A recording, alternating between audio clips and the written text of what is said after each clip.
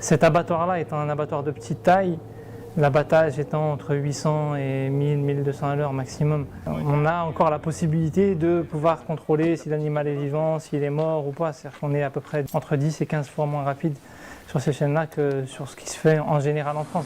Des volailles qui vont passer dans un bain d'eau électrifié, chargé en électricité. Et là, de la même manière, cette décharge électrique, si elle est appliquée correctement, c'est-à-dire avec l'objectif de rendre l'animal inconscient, on est à peu près sûr que dans la très grande majorité des cas, on va tuer aussi l'animal. Parce que pour pouvoir le rendre inconscient, le poulet est un animal tellement fragile que quand il va passer dans le bain d'eau avec une charge électrique assez forte, il va très souvent mourir des conséquences de la décharge électrique. Quand on utilise la décharge électrique infunisée sur les volailles, cette réglementation européenne, elle impose des paramètres, donc une puissance électrique qui est suffisamment forte pour être sûr que l'animal va être au minimum inconscient. Parce que si on envoie une décharge électrique et que l'animal reste conscient, c'est une double souffrance infligée à l'animal. Et dire l'objectif du règlement européen, c'est quand même de protéger les animaux, donc ce serait complètement incohérent.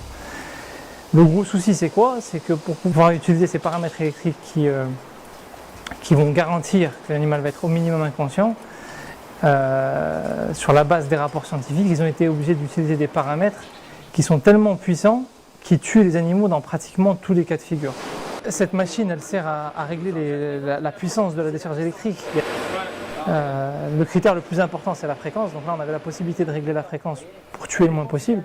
Sauf que le souci qui se posait, c'est qu'on était contraint, parce qu'on avait que 2 paramètres possibles à régler, et qu'on était sur des puissances qui étaient extrêmement faibles. La machine était bridée en fait, et donc on n'a pas pu régler les paramètres conformément à la législation européenne. On était à peu près entre 4 et 5 fois moins puissant que ce que la législation européenne impose au minimum. Bon, malgré ça, il y a eu quand même pas mal d'animaux qui sont morts, et ça prouve qu'il y a un souci, quoi. Alors, il y a un contrôle qui est spécifique en réalité qui permet de déterminer si la volaille est inconsciente ou elle est morte. Parce que bon, quand elle passe dans le bac d'eau, en général, elle sort, elle ne bouge plus. Donc c'est le critère principal, c'est ce qu'on appelle le contrôle de la pupille. C'est-à-dire qu'on fait un contrôle tactile au niveau de la pupille. Si la pupille réagit, c'est que l'animal est simplement inconscient. S'il ne réagit pas, c'est qu'il est mort. Là, on a pu le faire parce que les cadences étaient très très faibles.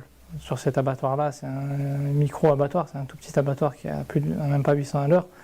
Sur un abattoir à 8000 à l'heure, ce contrôle est impossible à réaliser. Cette volaille est morte suite au choc électrique.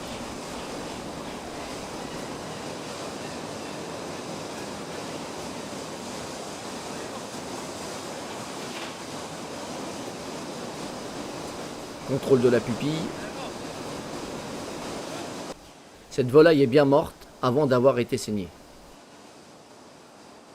Il est unanimement reconnu chez les savants que même si cette volaille déjà morte est saignée selon le geste prescrit par l'islam, elle est illicite, haram, à la consommation.